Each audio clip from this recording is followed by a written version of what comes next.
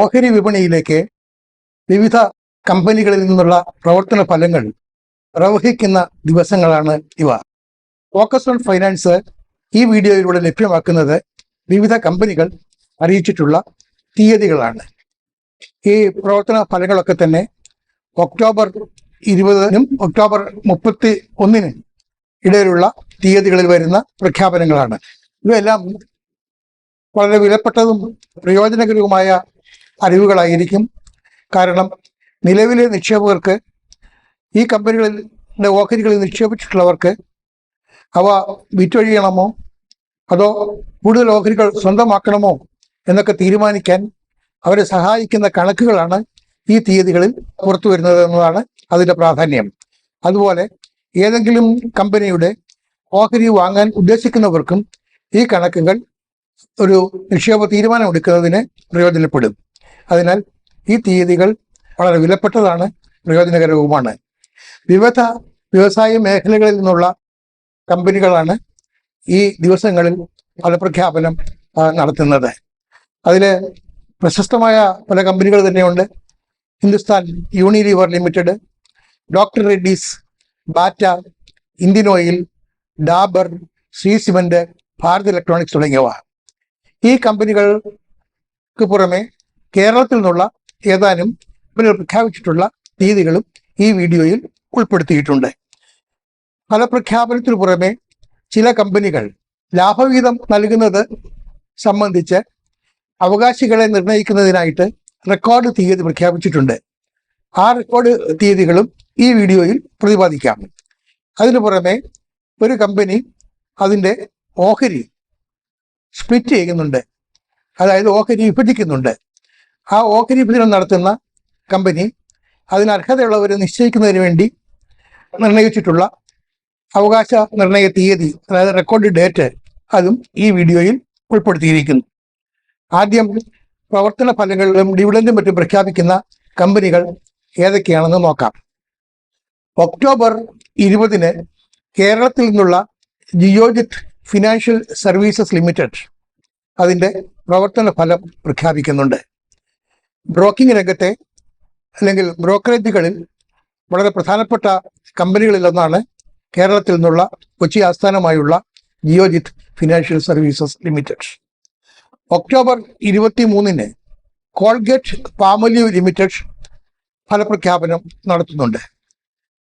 Toothpaste, toothbrush തുടങ്ങി dental കെയറുമായി ബന്ധപ്പെട്ട അനേക ഉൽപ്പന്നങ്ങളും മറ്റ് ചില ഉൽപ്പന്നങ്ങളും ഒക്കെ നിർമ്മിക്കുന്ന പ്രമുഖ രാജ്യാന്തര കമ്പനിയാണ് കോൾഗേറ്റ് പാമോലിവ് ലിമിറ്റഡ്.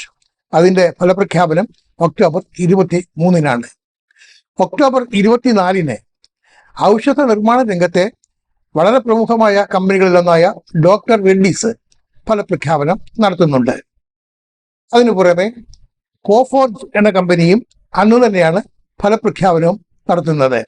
കോഫോർജ് 3 മാസത്തെ അല്ലെങ്കിൽ ത്രൈമാസ പ്രവർത്തന ഫലത്തിനു പുറമെ ലാഭവിഹിതം സംബന്ധിച്ച പ്രഖ്യാപനവും ഒക്ടോബർ 24-ന് നടത്തുമെന്നാണ് അറിയിച്ചിട്ടുള്ളത്. ഒക്ടോബർ 25-ന് സ്വകാര്യ മേഖലയിലെ പ്രമുഖ ബാങ്കുകളിലൊന്നായ കോട്ടക് മഹീന്ദ്ര ബാങ്ക് അതിൻ്റെ പ്രവർത്തന ഫലം പ്രഖ്യാപിക്കും. കോട്ടക് മഹീന്ദ്ര ബാങ്കിന് പുറമെ അന്ന് തന്നെ, അതായത് ഒക്ടോബർ 25-ന് തന്നെ ഫലപ്രഖ്യാപനം നടത്തുന്ന മറ്റൊരു കമ്പനി ദക്ഷിണേന്ത്യയിലെ ഒരു പ്രമുഖ വ്യവസായ സ്ഥാപനമായ ശേഷസായി പേപ്പേഴ്സ് ലിമിറ്റഡാണ്. ഈ രണ്ട് കമ്പനികളുടെയും ഫലപ്രഖ്യാപനം ഒക്ടോബർ 25-ന്. ഒക്ടോബർ 27-ന് പാദരക്ഷകളുടെ നിർമ്മാണ രംഗത്തെ ഏറ്റവും പ്രമുഖ കമ്പനിയായ ബാറ്റ ഇന്ത്യ ലിമിറ്റഡ് അതിൻ്റെ 3 മാസത്തെ, അതായത് ഇക്കഴിഞ്ഞ ഏപ്രിൽ 1 മുതൽ സെപ്റ്റംബർ 30 വരെയുള്ള കാലയളവിലെ ഫലപ്രഖ്യാപനം നടത്തുന്നുണ്ട്. ബാറ്റ ഇന്ത്യക്ക് പുറമെ എണ്ണ സംസ്കരണ രംഗത്തെ, എണ്ണ വിപണന രംഗത്തെ പ്രമുഖ കമ്പനിയായ ഇന്ത്യൻ ഓയിൽ ലിമിറ്റഡ് അതിൻ്റെ പ്രവർത്തന ഫലം പ്രഖ്യാപിക്കുന്നത് ഒക്ടോബർ 27-ന് തന്നെയാണ്. ഒക്ടോബർ 28-ന് TTK പ്രസ്റ്റീജ് ലിമിറ്റഡ് അതിൻ്റെ പ്രവർത്തന ഫലം പ്രഖ്യാപിക്കും.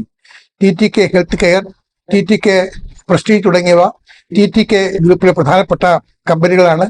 TT ജഗന്നാഥൻ സ്ഥാപിച്ച ഈ കമ്പനിയുടെ പ്രവർത്തന ഫലം ഒക്ടോബർ 28-ന് പുറത്തു വരും. ദക്ഷിണേന്ത്യ ആസ്ഥാനമായുള്ള അല്ലെങ്കിൽ തമിഴ്നാട് ആസ്ഥാനമായുള്ള പ്രമുഖ കമ്പനിയായ TVS മോട്ടോഴ്സിന്റെ പ്രവർത്തന ഫലവും പുറത്തു വരുന്നത് ഒക്ടോബർ 28-നാണ്. ശ്രീ സിമന്റ് നിർമ്മാണ മേഖലയിലെ ഒരു വൻകിട കമ്പനിയാണ് ശ്രീ സിമന്റിന്റെ പ്രവർത്തന ഫലം ഒക്ടോബർ 28-ന് പുറത്തു വരുന്നുണ്ട്. പ്രവർത്തന ഫലത്തിന് പുറമെ ഇടക്കാല ലാഭവിഹിതം എത്രയാണെന്നും അല്ലെങ്കിൽ ഇടക്കാല ലാഭവിഹിതം സംബന്ധിച്ച തീരുമാനവും ശ്രീ സിമന്റിൽ നിന്ന് ഒക്ടോബർ 28-ന് ഉണ്ടാകുന്നു. ഇതിനു പുറമെ ഒക്ടോബർ 29-ന് കോൾ ഇന്ത്യ ലിമിറ്റഡ് അതിന്റെ ത്രൈമാസ പ്രവർത്തന ഫലം പ്രഖ്യാപിക്കുന്നു. കോൾ ഇന്ത്യ ലിമിറ്റഡ് പ്രവർത്തന ഫലത്തിനു പുറമെ ഇടക്കാല ലാഭവിഹിതം സംബന്ധിച്ച പ്രഖ്യാപനവും ഒക്ടോബർ 29-ന് നടത്തുന്നുണ്ട്.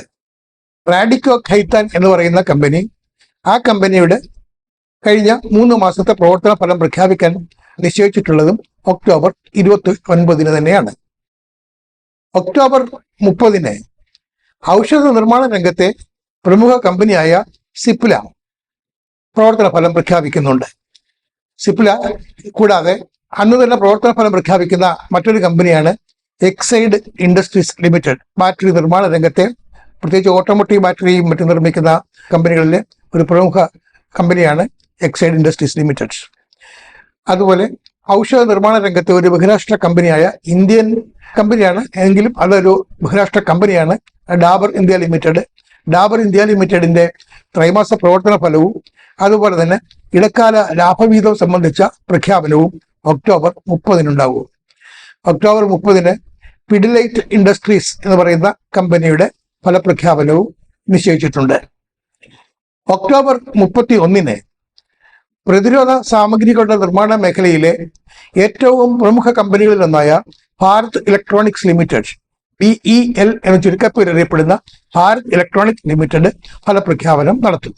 ഇതിനു പുറമെ വാഹന നിർമ്മാണ രംഗത്തെ പ്രമുഖ കമ്പനിയായ മാരുതി, അതുപോലെ തന്നെ നോസിൽ, ഈ കമ്പനികളും ഒക്ടോബർ 31-നാണ് ഫലപ്രഖ്യാപനം നടത്തുന്നത്. ഈ കമ്പനികളൊക്കെയാണ് പ്രധാനമായും ഒക്ടോബർ 20 മുതൽ 31 വരെയുള്ള തീയതികളിൽ ഫലപ്രഖ്യാപനം നടത്തുകയോ അതല്ലെങ്കിൽ ഫലപ്രഖ്യാപനവും ഇടക്കാല ലാഭവിഹിതവും സംബന്ധിച്ച പ്രഖ്യാപനവും നടത്തുന്നത്. ഇവയ്ക്ക് പുറമെ നേരത്തെ സൂചിപ്പിച്ചതുപോലെ ചില കമ്പനികൾ ഈ കാലയളവിൽ റെക്കോർഡ് തീയതികളും പ്രഖ്യാപിച്ചിട്ടുണ്ട്. റെക്കോർഡ് തീയതി എന്ന് പറയുന്നത് അവകാശ നിർണയ തീയതിയാണ്. ഏതെങ്കിലും പ്രത്യേക അവകാശം ഉറപ്പിക്കുന്നതിനുള്ള അല്ലെങ്കിൽ അത് നിശ്ചയിക്കുന്നതിനുള്ള അവകാശ നിർണയ തീയതിക്കാണ് റെക്കോർഡ് തീയതി എന്ന് പറയുന്നത്. ICICI ലൊംബാർഡ് എന്ന് പറയുന്ന കമ്പനി, അത് ഇൻഷുറൻസ് രംഗത്തെ പ്രമുഖ കമ്പനിയാണ് ICICI Lombard. ICICI Lombard October 23-ന് ഇന്ററിം ഡിവിഡന്റ്, അതായത് ഇടക്കാല ലാഭവിഹിതം നൽകുന്നതിന് അതിന് അർഹതയുള്ള ഓഹരി ഉടമകളെ കണ്ടെത്തുന്നതിന് അവകാശ നിർണയ തീയതിയായി പ്രഖ്യാപിച്ചിരിക്കുന്നത് ഒക്ടോബർ 23-ആണ്. അതുപോലെ Indian railway finance corporation, IRFC എന്ന ചുരുക്കപ്പേര് അറിയപ്പെടുന്ന Indian railway finance corporation October 24-ന് ഇന്ററിം ഡിവിഡന്റ് അല്ലെങ്കിൽ ഇടക്കാല ലാഭവിഹിതം നൽകുന്നതിനുള്ള അവകാശ നിർണയ തീയതിയായി പ്രഖ്യാപിച്ചിട്ടുണ്ട്. അന്ന് തന്നെയാണ്, അതായത് ഒക്ടോബർ 24-ന് തന്നെയാണ് LTI മൈൻഡ് ട്രീ എന്ന കമ്പനിയും ഇന്ററിം ഡിവിഡന്റ് ഇടക്കാല ലാഭവിഹിതം നൽകുന്നതിനുള്ള അവകാശ നിർണയ തീയതിയായി, റെക്കോർഡ് തീയതിയായി പ്രഖ്യാപിച്ചിട്ടുള്ളത്. ഒക്ടോബർ 28-ന് KSE ലിമിറ്റഡ് എന്ന കമ്പനി, അത് കേരളം ആസ്ഥാനമായുള്ള, ഇരിങ്ങാലക്കുട ആസ്ഥാനമായുള്ള കമ്പനിയാണ് KSE ലിമിറ്റഡ്. 1963-ൽ കേരള സോൾവെന്റ് എക്സ്ട്രാക്ഷൻസ് ലിമിറ്റഡ് എന്ന പേരിൽ ആരംഭിച്ച കമ്പനിയാണ് കേരളത്തിൽ ആദ്യമായി ഒരു സോൾവെന്റ് എക്സ്ട്രാക്ഷൻ പ്ലാന്റ് ആരംഭിച്ചത്.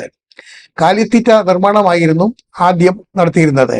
എന്നാൽ ഇന്ന് company KS milk, KS ഘീ, west ice cream തുടങ്ങി പല ഉൽപ്പന്നങ്ങളും നിർമ്മിക്കുന്നുണ്ട്.